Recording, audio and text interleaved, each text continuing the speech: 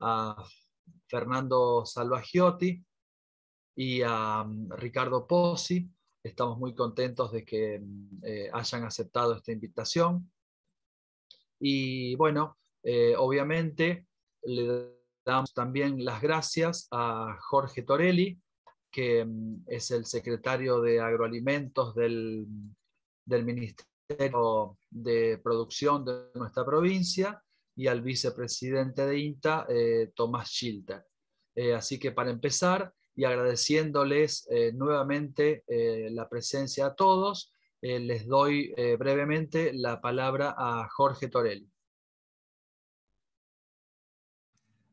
Bueno, buenas tardes a todos. Les agradezco a los organizadores la invitación. Estoy aquí en representación de la especialista que tenemos en el Ministerio en lo que respecta a suelos, que es María Eugenia Carrizo, pero que lamentablemente no puede asistir porque se encuentra afectada por COVID-19. Está bien, de todos modos, pero bueno, a mí me tocó antes. Bueno, básicamente, y muy cortito, no quiero hacerlo muy largo, le quiero dejar la palabra también a Tomás del INTA, básicamente, vicepresidente del INTA. Básicamente, hoy se conmemora el Día de Conservación del Suelo, una situación muy importante que viene tomando mucho auge en los últimos tiempos, con planteos básicamente de protección del planeta, o sea, haciéndolo muy amplio, digamos, ¿no? Y bueno, tratemos de aprovechar, de aprender y luego comunicar todo lo que podamos desde aquí, desde nuestra posición. Es un trabajo que comienza hoy y nunca terminará. Y por supuesto, nuestra función, tanto como personas que hoy están en la gestión pública o desde la gestión privada o desde los organismos técnicos, que como el caso del INTA, trabajan en esto, es importantísimo la difusión permanente de todas estas buenas prácticas, digamos, en conservación de suelo, porque redundan básicamente en nuestro medio ambiente, donde nosotros formamos parte y donde estamos inmersos en nuestro planeta. Nada más, muchas gracias. Muchas gracias, Jorge. Muchísimas gracias. Y ahora le damos la palabra al vicepresidente de INTA, el ingeniero Tomás Schilter.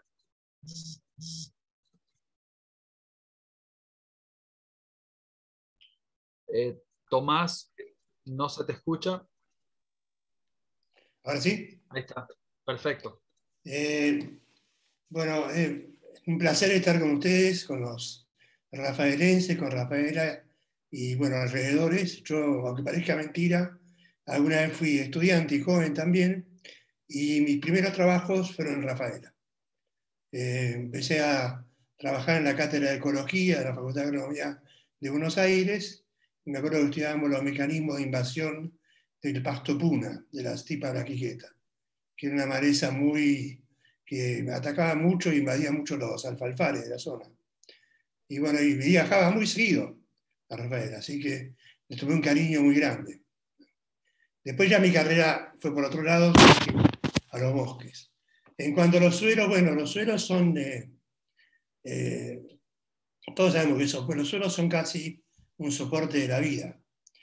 Son el lugar donde se realiza la mayoría de la producción de alimentos. Si bien hay alimentos sin sustrato, que se cultivan sin sustrato, en hidroponía o sin suelo, la mayoría de la agricultura del mundo se realiza y seguirá realizando en los suelos. Los suelos, que son un organismo vivo, que a partir de todos los procesos que suceden ahí, microbiológicos, químicos, permiten la nutrición de los vegetales. Y que también el suelo es la llave del ciclo hidrológico. Según cómo lo manejemos el suelo, el ciclo hidrológico consiste en una parte de agua de lluvia que escurre, otra que se almacena en el suelo, otra que infiltra, y otra que va por la aspiración. El suelo, según el estado del suelo, van a ser los componentes, cuánto de cada componente va a ocurrir. Cuánto se va a ser destinado a la transpiración en consecuencia de la producción, cuándo va a infiltrar a las capas más profundas y va a permitir el transporte hacia otros lugares, o cuánto va a escurrir, quizás provocando otros procesos menos deseables. De modo que el mantenimiento y la conservación del suelo permite que se realice con mayor o menor eficiencia la agricultura en nuestro país, que es básicamente una agricultura de secano, donde esos componentes juegan un papel clave. Y el mantenimiento y la conservación o la restauración de los suelos se transforma cada vez más en algo importante, inclusive importante para la producción, pero importante también a nivel internacional. De la cantidad de carbono que almacenemos en los suelos va a depender mucho también de nuestra posibilidad de exportación, del balance de carbono que hagamos. Y eso depende del manejo del cultivo y del manejo de los suelos. Así que, bueno, muy contento de estar acá, de poder escucharlos, de poder volver un poquito a la parte técnica, que no es lo que desgraciadamente me toca todos los días, pero algo también me toca. Y bueno, espero que tengan una muy buena reunión y muchas gracias por haberme invitado. Muchas gracias, Tomás. Entonces, vamos a ver si estamos todos de acuerdo con la primera de las dos disertaciones. La primera es de Fernando Salvagiotti, investiga nutrición vegetal y fertilidad del grupo suelos, del grupo manejo de cultivos, suelo y agua de INTA Oliveros. Es investigador independiente del CONICET, ingeniero agrónomo de la Universidad Nacional de Córdoba, es magíster en producción vegetal de la Universidad de Buenos Aires, es doctor en ciencias del suelo y aguas de la Universidad de Nebraska, Estados Unidos, y coordina el proyecto de INTA, Intensificación Sustentable de la Agricultura en la región pampeana. La disertación de Fernando se denomina Degradación Química de los Suelos. Fernando, muchas gracias. Gracias, Cristian. Buenas tardes, noche a todos. Bueno, me dieron unos 30, 40 minutos acá. ¿Se ve bien la presentación? Vamos, ¿no? Bueno. Sí. Sí, Fernando, ahí se ve. Vamos a ver. El tema que vamos a charlar acá es acerca de la degradación química de los suelos. Sabemos que todos los suelos nuestros tienen algún tipo de degradación. A nos gusta por ahí nosotros dividirlo en lo que es químico, físico, microbiológico. Y yo, si bien me voy a dedicar un poco a lo que es lo de química, darme un poco de contexto a lo general de esto y las interacciones que podemos ya tener para poder pensar en lo que es cómo controlar esta cuestión de la degradación química de los suelos. Y siempre me gusta poner primero esta slide en la cual mostramos de lo que llamamos intensificación sustentable, toda una discusión acerca sostenible, intensificación ecológica, que básicamente es dejar de pensar en esa palabra intensificación como solamente fijarnos en incrementar la producción del sistema, sino que es un concepto en el cual cuando nosotros manejamos los lotes, manejamos nuestros sistemas de producción, pensar en otras cosas más allá de lo que queremos producir. Y ver cómo usamos el ambiente. Nosotros somos los responsables del manejo del ambiente. Entonces, cuando hablamos de intensificación o hacer un manejo más intensivo del suelo, hablamos que tenemos que al mismo tiempo mantener los recursos naturales, tratar de hacer uso más eficiente de los insumos, mantener e incrementar la biodiversidad, reducir la contaminación, hacer un manejo integrado de lo que es las adversidades abióticas y poder tener un mayor valor agregado a la producción. Son todo un montón de cosas que tenemos en la mente, y más allá de producir, cada vez que producimos en un campo propio o alquilamos, tenemos que estar pensando. Específicamente, hoy vamos a hablar de cómo es esta historia de, además de producir, mantener el recurso suelo, que es básicamente el sustento, como hablaban recién, de poder de la producción, ¿no? Desde un punto de vista agronómico. Entonces, si queremos hacer una foto a nivel nacional, nosotros podemos tener que nuestros suelos son básicamente molisoles a esta escala, ¿no? Son condiciones que más del 95% de la producción se realiza en secano, y a nivel nacional, la profundidad de los suelos pueden variar entre 30 y hasta 2 metros y un poquito más también, o sea que tenemos una gran variabilidad. Y esta profundidad, si bien no nos vamos a explayar en esta charla, tiene que ver con lo que es la capacidad de almacenamiento de agua. Y cuando hablamos de producción del secano es muy importante tener en cuenta la profundidad y no solo la textura del suelo. Hemos visto que hasta los 2 metros, los más profundos, pueden almacenar hasta 300 milímetros, pero básicamente son molisores los suelos que tenemos.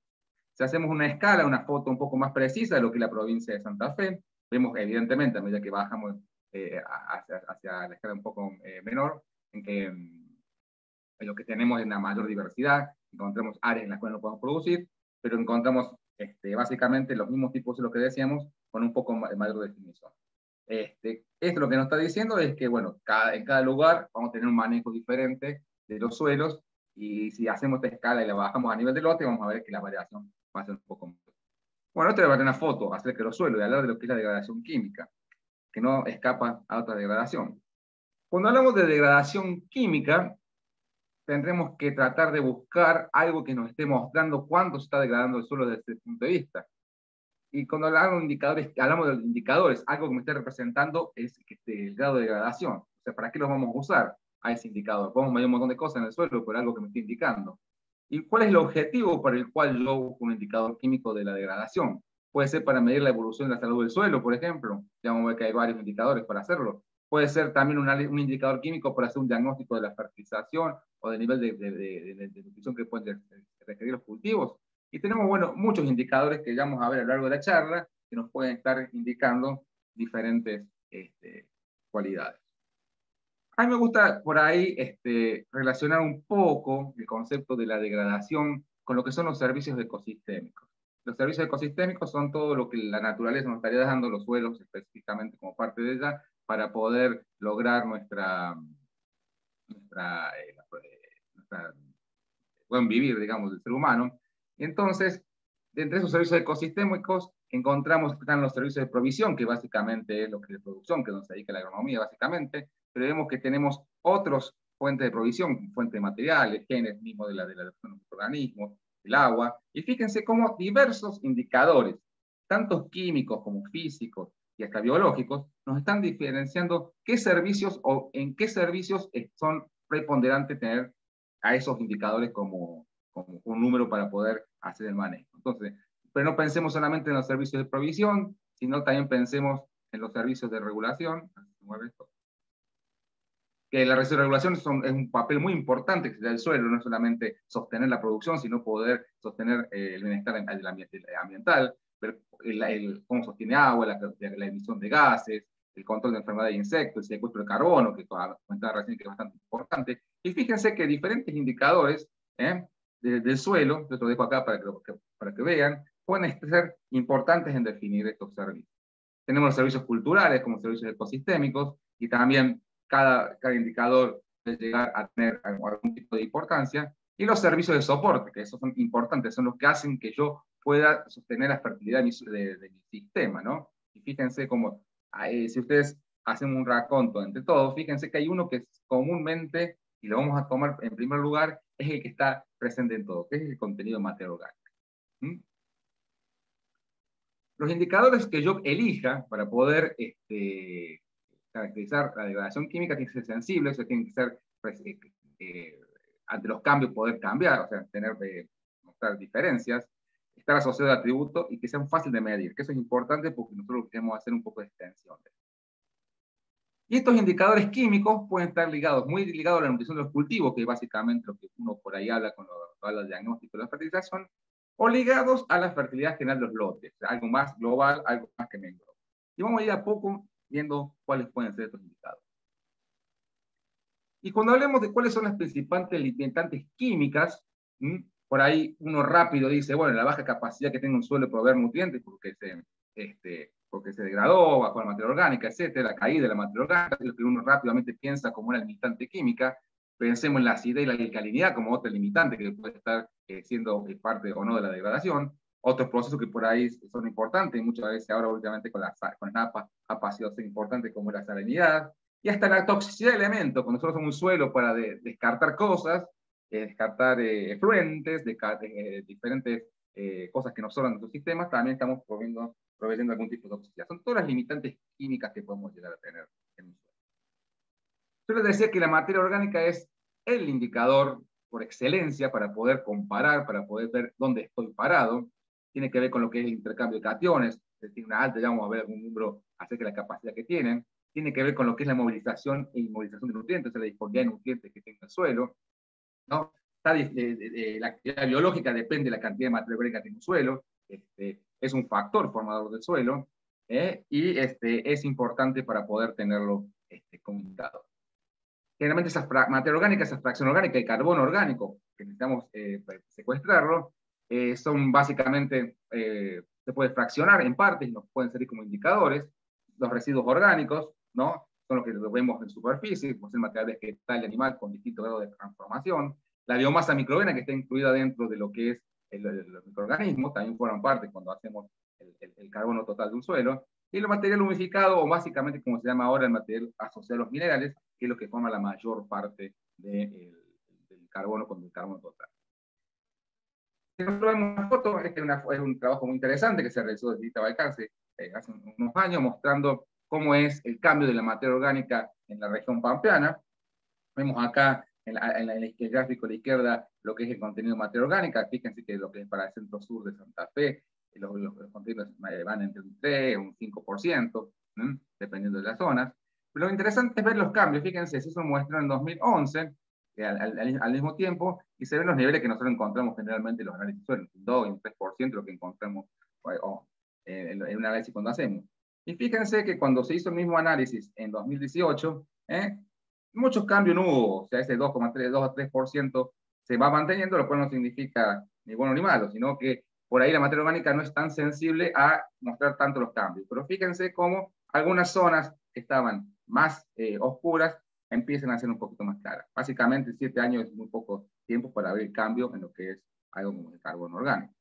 Pero lo interesante de ver es que estos cambios o estas bajadas que hubo básicamente en una condición prístina, en una condición agrícola, tiene que ver con las rotaciones que hagamos. Fíjense que es un trabajo interesante en el cual se ve para dos tipos de suelos, un molisol y un vertisol de Entre Ríos, y esto es la frecuencia de soja en la secuencia, o sea, en la medida que vamos hacia la derecha, más soja tenemos frecuentemente, o sea, tenemos menos aporte de residuos con una gran capacidad, y fíjense que el stock de carbono va disminuyendo, no es una caída dramática, ¿no? Pero va cayendo. Y esto es lo que nosotros estamos viendo, que son básicamente la caída de la materia orgánica. Esto cuando estamos en siembra directa. Y fíjense que cuando vamos a 5 centímetros es mucho mayor esto. Entonces acá vemos cómo para muestrear o tener un buen indicador de calidad del suelo, tenemos que estar viendo un poco más qué es lo que está pasando en las capas más superficiales. Otro factor importante dentro de lo que es un indicador químico de la degradación es la acidez de los suelos. Nosotros, cuando hacemos agricultura, cuando tenemos cultivos, se acidifica, es una cuestión natural que ocurre en cualquier sistema agrícola ganadero. Poner un cultivo libera protones y eso hace que se acidifique. Usamos fertilizantes, también puede colaborar a la acidificación. O sea que es un proceso que no podemos evitar si hacemos una situación agrícola. Tenemos que tratar de manejarlo. Tenemos dos tipos de acidez, la total, que es la que vemos en la solución del suelo y la que el complejo de intercambio, ya vamos a ver, y la acidez actual, que es la que muchas veces vemos, que es la solución del suelo. Para que vean básicamente, esa acidez activa o actual, que es la que medimos cuando un pH 2,5, es la que tenemos en la solución y medimos la cantidad de protones. Cuando hay raíces acá, incrementamos la cantidad de protones y aumentamos la acidez actual del suelo. Pues. Si encontramos un fertilizante que muchas veces es absorbido por el cultivo, vamos a discutir unas preguntas después de eso, si surge, pero también podemos llegar a acidificar de acuerdo a la fertilización que tengamos nosotros. Fíjense que hay clasificaciones para esto, los suelos pueden tener, y fíjense que si uno viera los valores que tenemos en la zona nuestra, uno podría pensar que entre 5 y 7 están los valores básicos en suelos de buena capacidad agrícola, ¿no? De ácido, medianamente ácido, y cuando ya hablamos de neutro, ligeramente alcalino, ya hablamos de suelos con problemas sódicos o algún otro tipo de problema. Fíjense el mismo mapita que nos muestra que en condiciones prístinas estamos entre 6,5, 7, a nivel regional. Fíjense cómo en 2011, con la cuestión agrícola, nos mostró básicamente lo que les estaba comentando, esos suelos medianamente ácidos. Y fíjense que esto es interesante, después podemos verlo con otro indicador, cómo esos pH van disminuyendo, no bajan de 5, pero están bajando, y es lo que vemos normalmente, entre 5 y 6 encontramos la mayor parte de los pH en los análisis, ¿no? Ahora, ¿qué pasa? Otro indicador también de la fertilidad muy importante es la capacidad de intercambio catiónico, o sea, es la capacidad que tenga el suelo de poder liberar los cationes, ¿no? Los cationes son el potasio, el magnesio, el calcio, por ejemplo, y generalmente también están juntos con el pH, es lo que nosotros nos toma las decisiones acerca de cómo se nos está comportando nuestro suelo en cuanto a la acidificación. Básicamente, para que recordemos, tenemos una arcilla, la arcilla tiene cargas negativas, en general tiende a retener cationes, ¿no? En la medida que estos cationes se van liberando, son reemplazados por protones, se acidifica y perdemos cationes y la fertilidad potencial del suelo, ¿no? Todo esto da por una clase, ¿no? Ejemplos especiales. Si encontramos valores esperados de SIC, o sea, capacidad de intercambio catiónico, fíjense que la matemática por excelencia es la que tiene la mayor capacidad, fíjense 200 a 500 partes, equivalente cada 100 gramos de suelo, pero fíjense que la principal limitante, o cómo está definido la capacidad de intercambio catiónico, está dado básicamente por el tipo de arcilla que tenemos, ¿no? Nosotros generalmente lo que tenemos acá son ilíticas, algo molinolitas cuando vamos hacia el este, pero son bastantes de buena fertilidad en lo que da el suelo. Y uno podría tener en la clasificación del libro algún tipo de clasificación de fertilidad según la capacidad de intercambio catiónico que nos puede estar dando un suelo.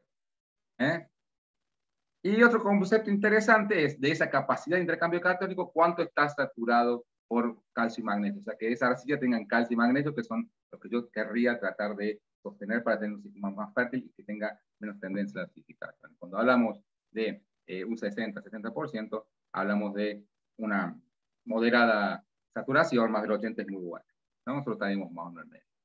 Lo interesante de ver esto es que este mapa mismo, viendo el contenido, fíjense que los contenidos de calcio llegan entre 2.000 y 4.000 partes por millón en un suelo prístino. Fíjense, obviamente, con la agricultura baja, y empezamos a ver cómo esas concentraciones iban bajando a escala regional, y esto es como un botón, un semáforo en el que está mostrando de que nosotros, generalmente, la técnica agronómica para poder sostener esto es el encalado, una que está totalmente se usa normalmente en nuestro sistema y hay que pensarlo. Pero hay una tendencia a pérdida de bases, no solamente por la absorción de los cultivos, sino también por la erosión, estos factores. Fíjense con magnesio, el otro catión que puede estar en el complejo de intercambio, también encontramos pérdidas que van haciendo algún tipo de degradación química. Muchas veces, si uno lo ve desde el punto de vista de la nutrición del cultivo, le alcanza el cultivo con lo que tiene, pero desde el punto de vista de la fertilidad general del lote, esto puede tener algunos problemas en la fertilidad potencial de los mismos. Ahora, ¿qué pasa? El patrón potasio se lo muestro en un rato. ¿Qué pasa? Nosotros, además de la fertilidad, necesitamos sostener la producción de los cultivos. O sea, todo al mismo tiempo, somos agrónomos, necesitamos sostener producción y sostener capacidad del suelo para poder producir. ¿Y qué pasa? Cuando nosotros producimos un cultivo, tenemos que capturar todo el agua, la radiación, el dióxido de carbono para poder producir, pero básicamente los nutrientes son los que nos van, es uno de los factores que necesitamos capturar del suelo para poder realizar. De vuelta, entonces, otro factor de indicador químico de la fertilidad es la capacidad del suelo de darnos nutrientes. Nosotros las reservas de nutrientes, la mayoría las tenemos en el suelo, sacando el nitrógeno atmosférico que puede venir por la aplicación biológica, otra de los fertilizantes, y nosotros tenemos que tratar, como agrónomos, tratar de que todos esos nutrientes que el cultivo pueda absorber, que estén disponibles, estén en los cultivos, en materia seca, capturados, secuestrados, así que de alguna forma, los nutrientes para hacer una mayor eficiencia. Y evitar los procesos de pérdidas, que pueden ser pérdidas gaseosas, por erosión, que esto es importante tenerlo en cuenta, ¿no? O por lavado. Ese sería del punto de vista agronómico, estamos trabajando al mismo tiempo, mantener el recurso natural y poder producir. Les dejo una tabla, fíjense que diferentes cultivos tienen diferentes requerimientos para producir una tonelada. Yo siempre pongo como, para hacer una comparación gruesa, fíjense que para producir una tonelada de maíz necesitamos 22 kilos de nitrógeno, o sea que un maíz de 10 toneladas tiene casi 220 kilos de nitrógeno de requerimiento, una soja tiene unos 80 kilos, para hacer 3 toneladas 240, nosotros podemos producir mucho más de 30. Entonces la soja tiene la fijación biológica, que es un proceso que va a ayudar. Pero fíjense en el fósforo, que dice la soja es un cultivo que extrae mucho fósforo. Entonces por tonelada necesita 7 kilos, pero por la soja producimos 3 toneladas, son 21 kilos de fósforo. Y un maíz puede estar produciendo, si bien extrae 4, podemos estar produciendo 10 toneladas, son 40 kilos, o sea que los dos son extractivos, todos los cultivos extraen nutrientes, son importantes. No hay alguno que sea más bueno que otro o menos extractivo. Este es un trabajo viejo que nos mostraba cómo, comparando lotes sin agricultura y con 80 años de agricultura, la degradación química, ¿no? Fíjense que lo que está en azul oscuro era el contenido de carbono, de nitrógeno, fósforo, azufre y otros elementos. Y fíjense que básicamente una disminución del 42% del carbono, un 45% del nitrógeno, un 42%. Y estos 80 años de agricultura son los 80 años de agricultura hasta los años 90, en los cuales no se fertilizaba, ¿no? Entonces, fíjense que la degradación que tenemos nosotros, los indicadores químicos relacionados con la nutrición del cultivo, tiene mucho que ver con una agricultura típica de Argentina que se ha hecho con una escasa reposición de nutrientes, que hemos llamado, ¿no? O sea, nuestras fertilidades potenciales que teníamos, entonces tenemos que andar pensando en cómo empezar a nutrir nuestros suelos.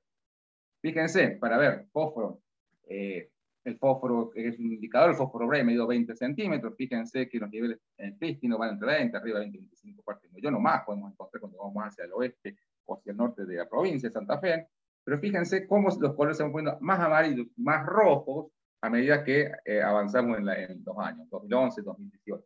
Y es interesante ver, nosotros encontramos, cuando acá dice entre 10 y 15 o 15, 20, entre lo que es lo naranja y lo amarillo, acá están los rangos de respuesta de todos los cultivos. O sea que nuestros suelos tienen una muy alta probabilidad de respuesta de fósforo y parece que este es el nutriente que nos está limitando la producción. Fíjese, potasio, que siempre dijimos que el potasio era un nutriente que estaba rico en Argentina, de que es verdad, era así, porque las arcillas son con una alta contenido de potasio. Fíjense en el muestreo de 2011, el muestreo de 2018, en los dos puntos, y cómo empieza a haber áreas en las cuales el contenido es menor. Esto es un semáforo de alerta, nosotros estamos en una red de ensayo, por ejemplo, ahora para ver qué tan grave es esto. Si bien los niveles todavía están por encima de lo que un cultivo podría responder, sobre todo lo que es centro-sur de Santa Fe, vemos que hay una caída, y esa caída no va, hay que tenerla en cuenta, y por eso es importante ir testeando dónde estamos parados con este nutriente. Y después, bueno, le muestro otro, como el boro, pero muestran el boro o el zinc también es otro micronutriente que ha caído mucho y encontró bastante respuesta en nuestros suelos, pero básicamente lo encontramos en el punto de vista del nutriente que requieren los cultivos, es una caída, y de a poco van apareciendo las deficiencias de aquellos nutrientes que no son repuestos por las fertilizantes. Fíjense, esto es para ver el efecto de lo que es la fertilización. Esto es una red de CREA, mostrando una rotación maíz, soja, trigo, soja, de 4 sitios, en donde está cómo se ve la respuesta para diferentes cultivos de la secuencia, es la respuesta acumulada a la fertilización con fósforo y azufre, con nitrógeno, fósforo y azufre. O sea, necesitamos reponer los nutrientes, estamos diagnosticar cuáles son los requerimientos, porque sabemos que el suelo, si no estamos haciendo un minado del suelo, que a nivel nacional es lo que estamos logrando. Otra cosa importante es que no se puede abordar el análisis de la degradación química del suelo sin relacionarlo con indicadores de la fertilidad física y de la actividad microbiológica. O sea, estos indicadores es un indicador, me dice, tengo tanto de fósforo ahí en el suelo, va a responder o no va a responder. Pero vamos a ver que hay que empezar a pensar un poco más y ver cómo lo podemos relacionar con otros factores. Este es un gráfico, a mí me gusta mostrar gráficos a la hora de la tarde, pero lo que está mostrado acá en el eje X es la humedad, ¿no? Y lo que está acá es la actividad microbiana. Esto es teniendo que ver con la textura. Fíjense que si el gráfico la línea llena, es la actividad óptima, la actividad microbiológica óptima, fíjense que si nosotros, de acuerdo a la textura, si tenemos por encima de esta humedad, vamos a tener limitaciones por efecto de falta de oxígeno. Y si tenemos por debajo de esta humedad óptima, podemos tener efecto por falta de alimento para el bicho, para el microorganismo. ¿Qué significa esto? Que si tenemos un suelo compactado, por ejemplo, que tiene que ver con la textura, tiene que ver con el manejo, nosotros vamos a estar limitando la actividad biológica por falta de oxígeno. Y de esa forma vamos a estar disminuyendo la capacidad del suelo de proveer nutrientes.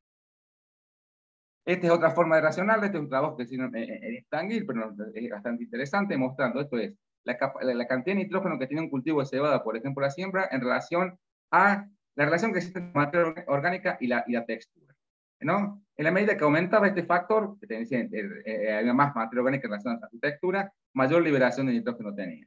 Entonces, la materia orgánica por sí sola, ahí no nos está diciendo cuánto es la capacidad que tiene un suelo para poder proveer nutrientes, nitrógeno en este caso, pero si nosotros relacionamos con la textura, podemos llegar a tenerlo. ¿Y por qué? Porque en los suelos que son de texturas más gruesas, la materia orgánica está menos protegida y es más atacada por los microorganismos y pueden liberar más nutrientes. En la medida que las texturas son más finas, y este es un concepto importante tener en cuenta porque es el concepto actual que se tiene sobre lo que es la protección de la materia orgánica. Las texturas más finas protegen más la materia orgánica y eso hace que haya una menor liberación de nutrientes. Entonces no podemos tomar el indicador solo del químico del suelo.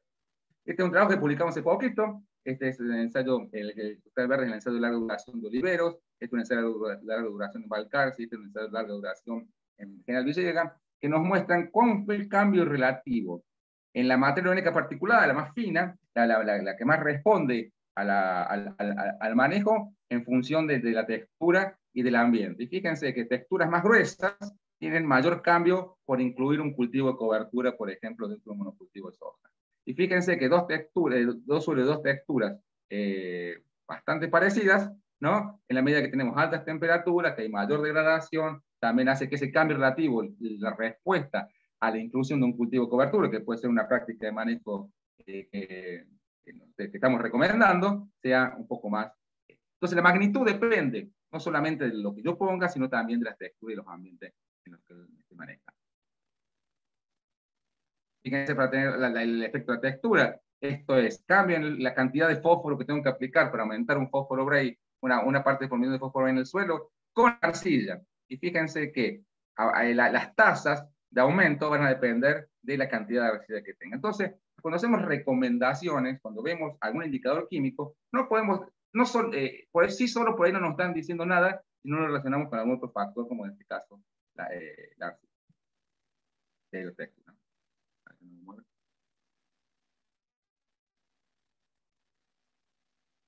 Desde el punto de vista de la mejora de la fertilidad química del suelo, se deben abordarse a escala de sistema y tampoco pensarlo a escala de cultivo, ¿no? Esto es importante, porque muchas veces a nosotros nos enseñan las cosas, cómo manejar un cultivo, cómo partir un cultivo, eso tenemos que pensar un poco más a largo plazo que lo que está pasando. Yo les mostré un par de ejemplos nomás, evidentemente no tengo, y cuando uno piensa en escala de sistema, pensamos en los ciclos, para que se asusten un poco, estado de la tarde, este es el ciclo del carbono, pero básicamente si yo lo que yo quiero es mantener materia orgánica del suelo, lo que tengo que favorecer es el proceso de captura y secuestro, que a través de la fotosíntesis tengo que meter cultivos que estén fotosintetizando, que estén vivos la mayor parte del año, para poder estar secuestrando, si no, no estamos secuestrando. El extremo sería el monocultivo de soja, en el cual tenemos un cultivo, lo tenemos 4 o 5 meses, el resto. Entonces estamos en contra de lo que sería el aporte de carbono y la materia orgánica del suelo, ¿no? Entonces, para ver un ejemplo, fíjense que en este gráfico lo que está puesto acá es la materia orgánica total. Este es un suelo agrícola de la izquierda, un suelo en rotación y un suelo virgen. Fíjense que lo que está en verde es lo que es la materia asociada a los minerales, la que está menos disponible, la menos atacada, la que menos cambia con el manejo. Fíjense que es medio parecida.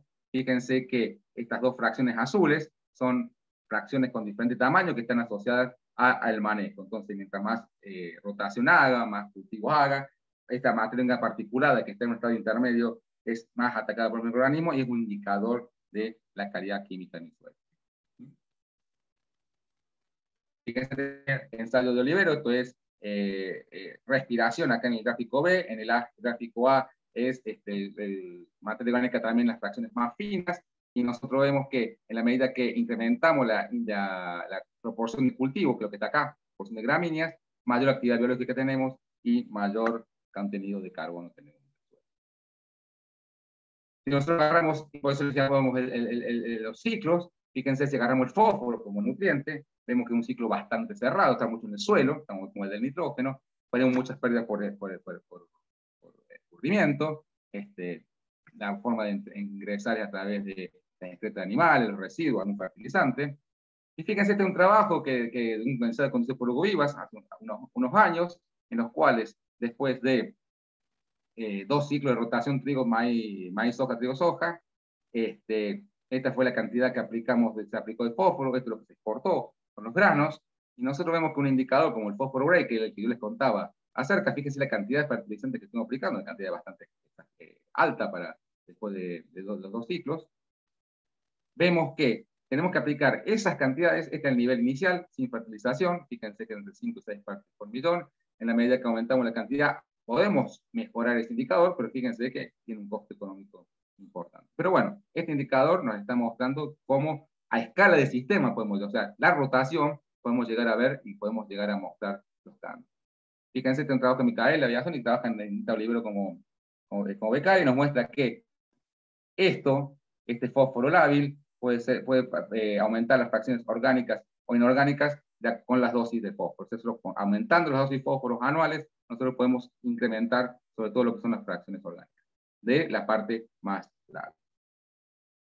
Si hablamos de otro nutriente como el nitrógeno, esto como último ejemplo, fíjense que es diferente el fósforo. Cuando manejamos esto, tenemos que pensar que es una para los fertilizantes de los residuos. Hay un componente importante si tenemos leguminosas en los sistemas, ¿no? Y el nitrógeno atmosférico. Pero fíjense que en el caso del nitrógeno siempre vamos a tener que manejar ya casi la eficiencia con muchos procesos perdidos. Es muy móvil el nitrógeno, se puede tratar por lavado, por denitrificación, erosión, volatilización, etc. Pero para aumentar la eficiencia necesitamos sincronizar la absorción del cultivo. Entonces, en largo plazo, bueno, nosotros no vamos a fertilizar para poder mejorar los indicadores de fertilidad nitrogenada en el suelo, es verdad, porque lo vamos a perder. Entonces, cuando nosotros hablamos del nitrógeno como un factor para modificar mi fertilidad química del suelo, tenemos que pensar en la incorporación de leguminosas, o sea, en la rotación incorporar cultivos de cobertura, incorporar cultivos de grano que tengan aporte de nitrógeno, para poder, para poder incrementar el pool de nitratos en el suelo para los cultivos siguientes. Fíjense, estos son los experimentos que hicimos en Olivero, como una vicia inoculada y sin inocular. Fíjense que evidentemente la producción de materiales inoculados es mucho mayor, y cómo eso se vio manifestado cuando hicimos un maíz arriba de eso.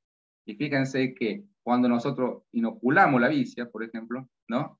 Que estos circulitos no hubo respuesta a la fertilización con nitrógeno, y si no le inoculamos, tenemos respuesta a la fertilización nitrogenada. Con lo cual, nosotros, para poder mejorar los indicadores de la fertilidad del suelo, necesitamos usar leguminosas. Acá para mostrar esto que es muy en el corto plazo.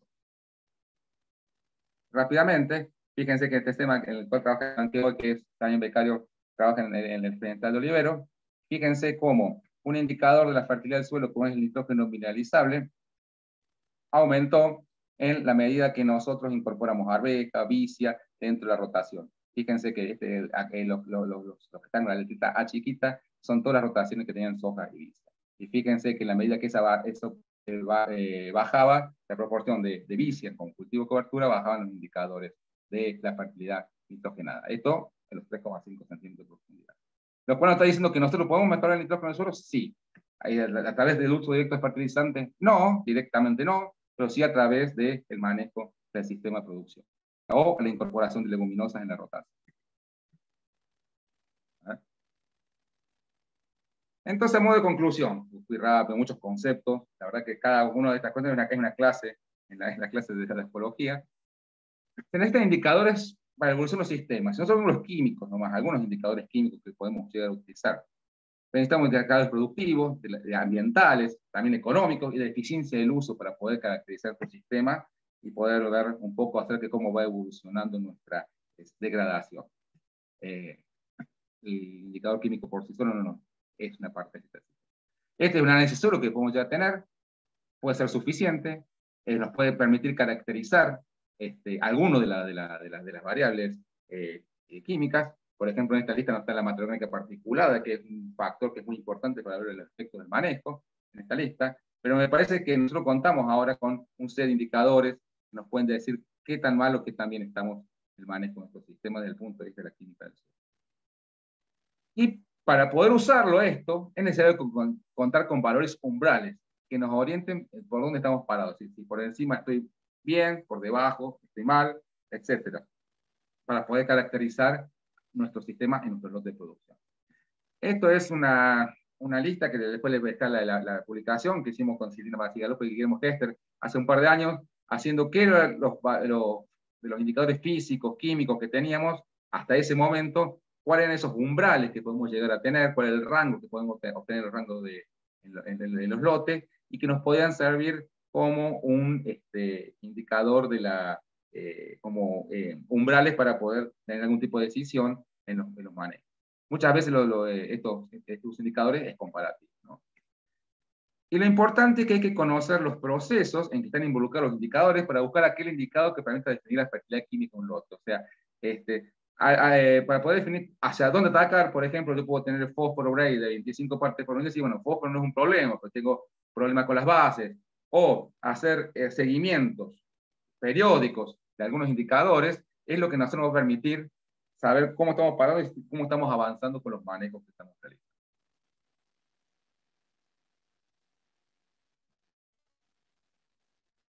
Y no se puede, y lo importante, no se puede utilizar un solo indicador para actualizar el nivel de degradación química de los suelos. Muchas veces a vos te mandan por mail, mi materia orgánica es de 2,5, ¿qué hago?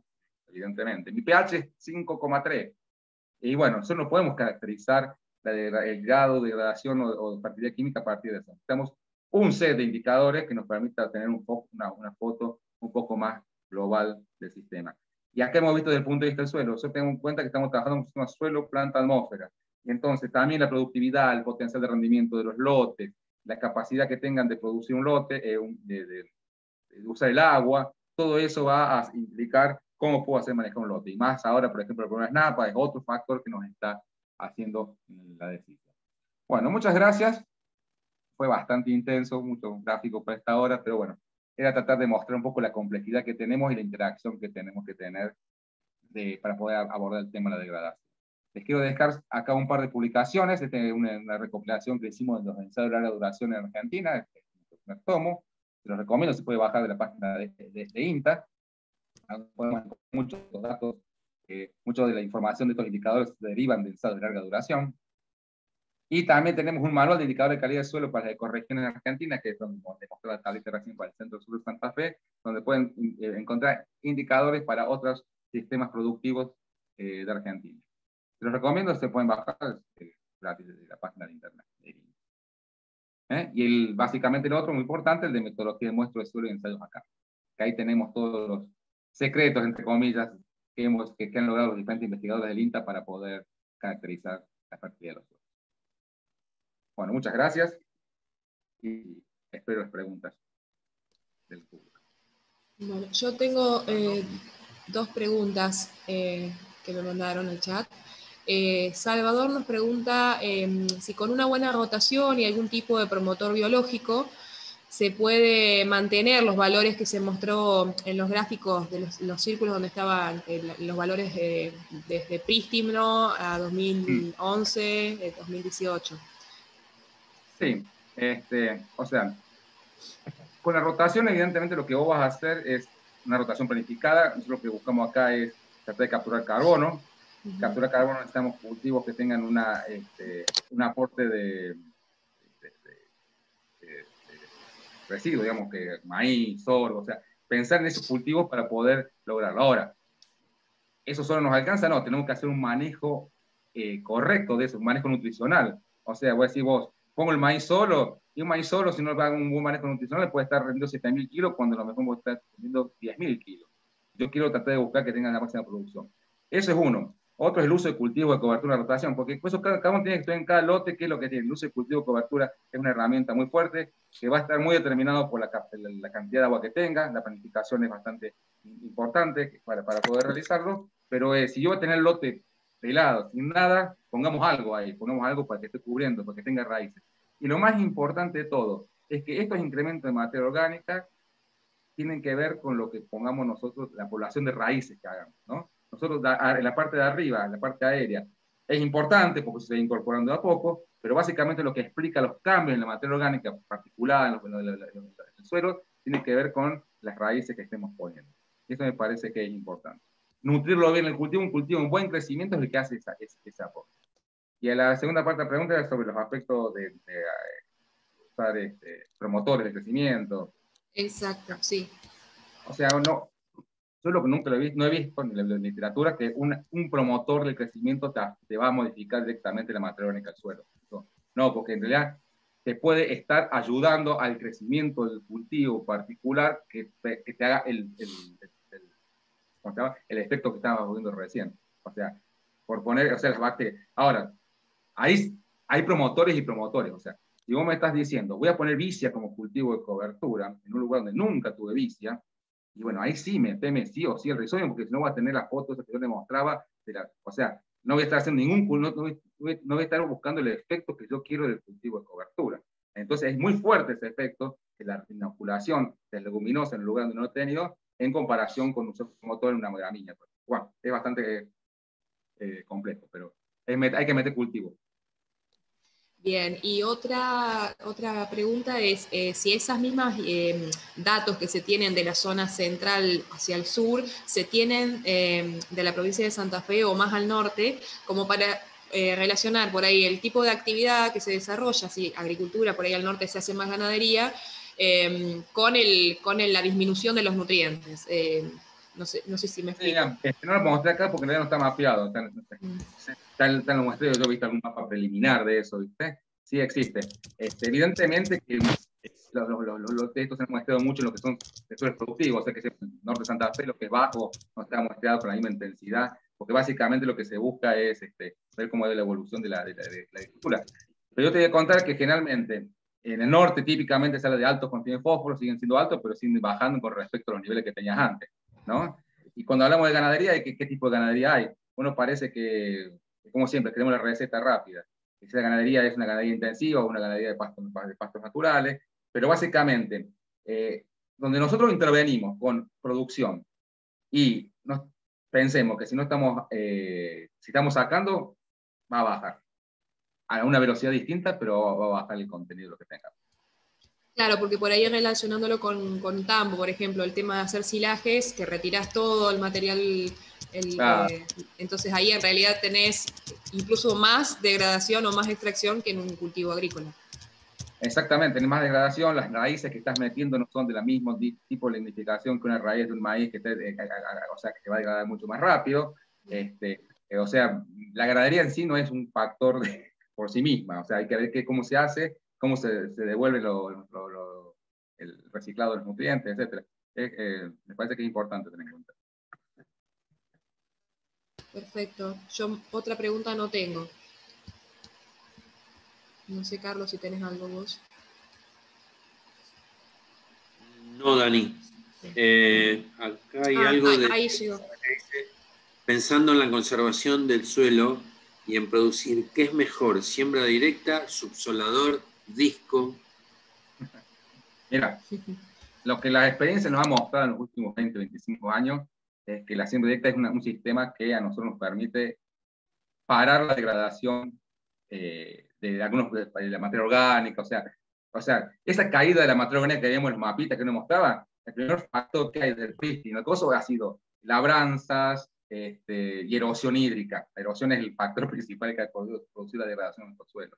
La siembra directa lo que nos ha hecho ver es que podemos detener un poco esos procesos y podemos hasta poder mejorar algunos indicadores muy lentamente, como lo hemos visto, pero si es acompañado por una rotación de cultivo, cultivo voluminoso, o la incorporación de cultivo de cobertura, yo siempre digo, aprovechemos los recursos que tenemos. Por ejemplo, sur de Santa Fe, tenemos 1000 milímetros anuales, entonces tratemos de diseñar sistemas que nos estén aportando para poder aprovechar esos 1000 milímetros. Evidentemente, esa rotación que haga, no la puedo llevar hacia el norte, donde puede tener 600, 700 milímetros, ¿no? Entonces, hay que pensar cómo hacer, pero lo importante, el mensaje general es más vida la mayor parte posible del año. Ese uno.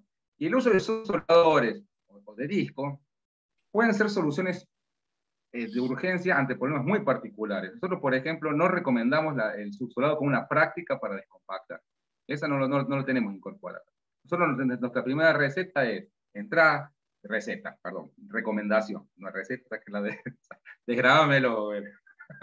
La recomendación es tratar de entrar con el sistema con cultivo, ¿no? Si el problema es muy grave, uno puede tener una intervención inicial, pero no usarlo como una aspirina. O sea, cada vez que se me compacta y ya pasa con un descompactador, no es esa. Lo que debemos tratar de hacer es tratar de hacer una agricultura con la menor remoción, que ya está demostrado eso. Eso implica mayor secuestro de carbono, si no estaríamos yendo contra uno de los factores que queremos mejorar en el sistema en general. Yo creo que lo explicaste, pero ahí alguien insiste preguntando, una remoción con disco a 10-15 centímetros cada 5 años. No. Yo trataría, no. O sea, y de vuelta, ¿para qué la vas a hacer? O sea, digo, cada 5 años, primero que lo vas a hacer a los 15 centímetros, o sea que no estamos destinando nada.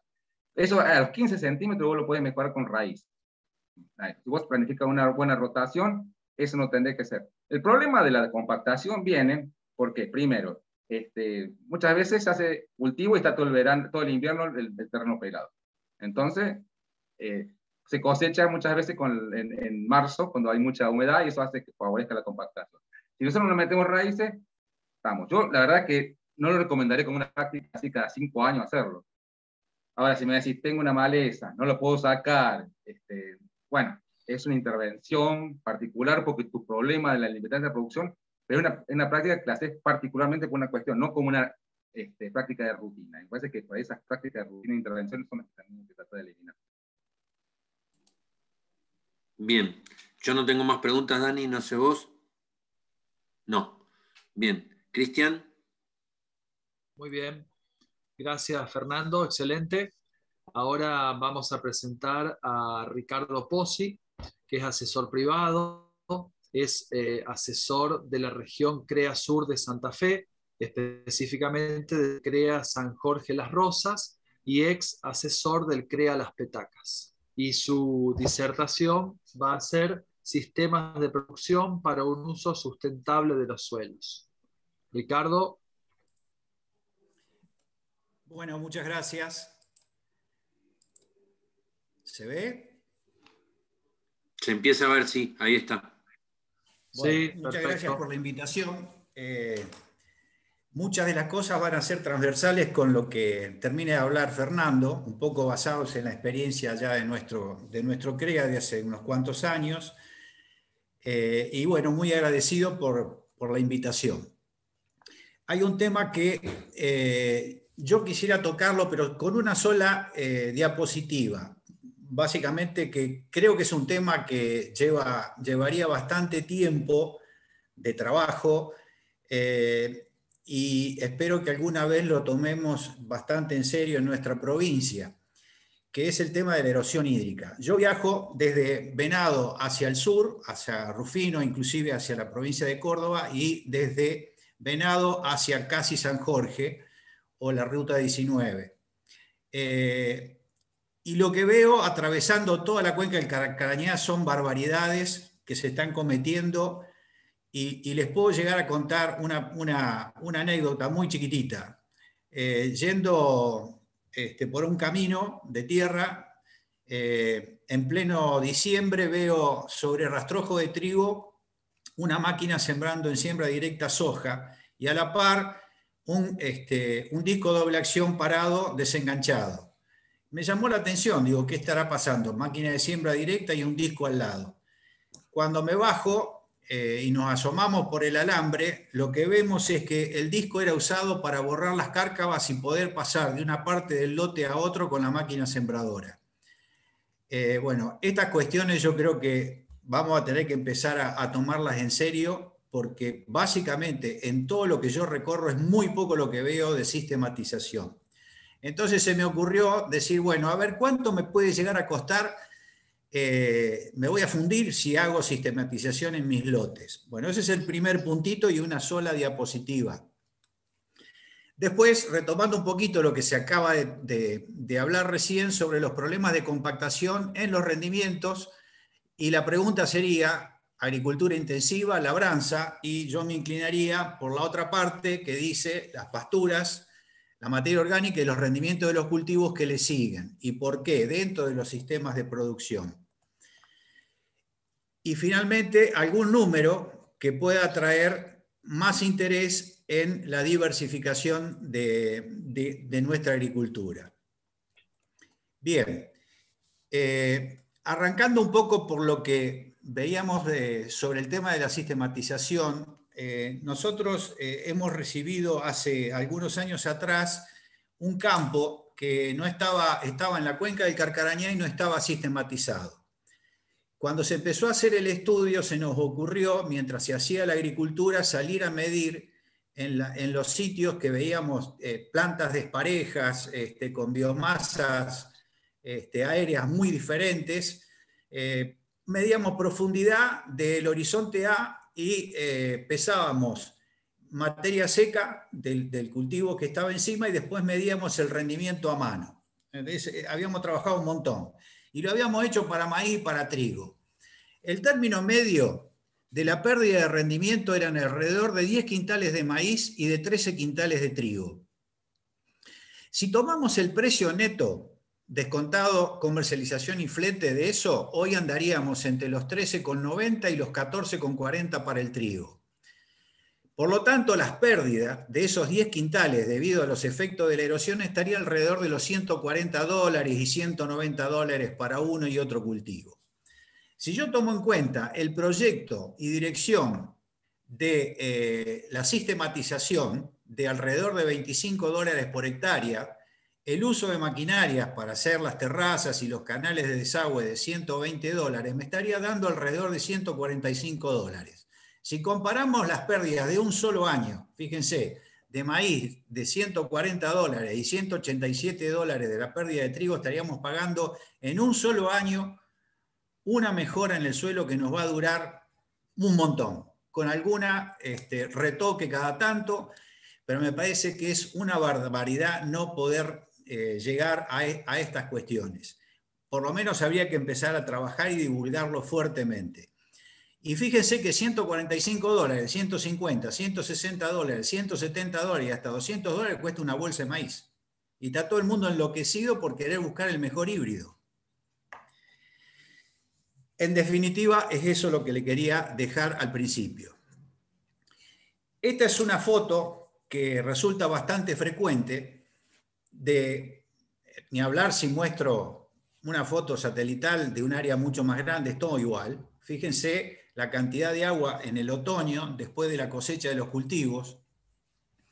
Lo que queda, hay huellas de todo tipo, cosechadoras, carros, sembradoras, etcétera, etcétera. Esto es cada vez más frecuente y lo que uno ve es que, primero y principal, habría que determinar cuáles son los problemas de nuestros suelos. Nuestros suelos son suelos que se compactan a unas bajas densidades aparentes. Son muy fáciles de trabajar. Y tienen una baja capacidad de regeneración de la estructura, limitadas, ¿por qué? Por el tipo de arcilla que tenemos, que tienen bajo poder de expansión-contracción y alto contenido de limo fino, ¿no? Tienen resistencia a la tracción baja y eso contribuye a incrementar la sensibilidad de la degradación de la estructura, debido a todos los procesos de pisoteo, de labores mecánicas, etcétera, etcétera. Eso es el punto de partida por el cual nosotros como agrónomos deberíamos estar conociendo para decir, bueno, ¿qué cosas vamos a hacer en el futuro? Y lo que vemos como única solución, como no podemos agregar más arcilla al suelo, ni podemos sacar el limo fino, ni podemos evitar los problemas de excesos hídricos, es agregar materia orgánica. Y ahí estoy siendo transversal con lo que acaba de decir Fernando. Fíjense en el cuadrito de abajo, en rojo, ustedes tienen la cantidad de limo fino para cada zona de los suelos, de los molisoles que tenemos acá en Santa Fe y en el norte de Buenos Aires. Esta es otra foto que aparece, para que tengan una idea, que es un lote que tenía acá en Las Parejas, tenía un basural, saltó una chispa y le prendió fuego al rastrojo. Ese lote ya llevaba 15 años de siembra directa, y si cuento las huellas son el 100% de la superficie. Y si miro huella sobre huella, es mucho más. Después empiezan a aparecer todas estas estructuras masivas, laminares y masivas por debajo, en donde fíjense que las raíces no están creciendo de la mejor manera, están creciendo en forma horizontal. Cuesta muchísimo ingresar a las capas más bajas del suelo. Desde luego, si no se reponen las lluvias rápidamente, va a ser muy difícil que logremos llegar a capas más profundas y húmedas. Este es el balance hídrico de los otoños nuestros. Nosotros tenemos en Las Rosas las lluvias diarias, pero acá las acumulamos, hicimos balances hídricos otoñales. Y fíjense que la mayor cantidad de los años, del año 39 hasta la fecha, son balances hídricos positivos. Y balances hídricos positivos de 100 milímetros y muchos más, muchas veces también seguidos, muchos años seguidos de balance positivo.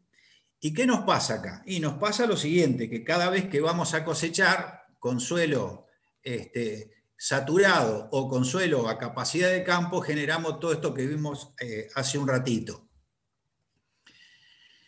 Este es un trabajo que nos empezábamos a preguntar en el área de las rosas, cómo podemos digamos, mejorar estos problemas de compactación. Y ustedes ahí tienen una de las herramientas que nosotros hemos empezado a usar desde la década del 90 hasta el día de hoy, la seguimos usando, es la metodología del perfil cultural, que cuando vino Manichón a la Argentina, junto con Juanjo de Batista, nos enseñó a trabajar con esto. Y la verdad que es una buena herramienta para que la pongamos en práctica los agrónomos y podamos determinar bien el origen, digamos, de todas estas estructuras, aparte de todos los métodos de laboratorio que hay para determinar otras cuestiones físicas, ¿no? Estabilidad de agregados, etc. Bueno, y en estos ensayos que teníamos, que los teníamos con 3 repeticiones, empezamos a trabajar, y acá voy a mezclar un poco el tema de la cantidad de, digamos, de horizonte. Ustedes ven, ahí dice masivo delta, M delta, que es todo lo rayado y que es dentro del horizonte A, ocupa alrededor de un 60% en los 2 perfiles. Es en la parte inicial, el momento inicial, en donde después se sembraron parcelas de trigo y donde periódicamente íbamos haciendo calicatas, o sea, hacíamos las calicatas, hacíamos los perfiles, medíamos las raíces, como van a ver ahora, los tapábamos, después volvíamos en la etapa de fines de macollaje, hacíamos lo mismo hasta la cosecha. Y lo que vemos acá son las distintas metodologías que teníamos en ese momento para descompactar el suelo.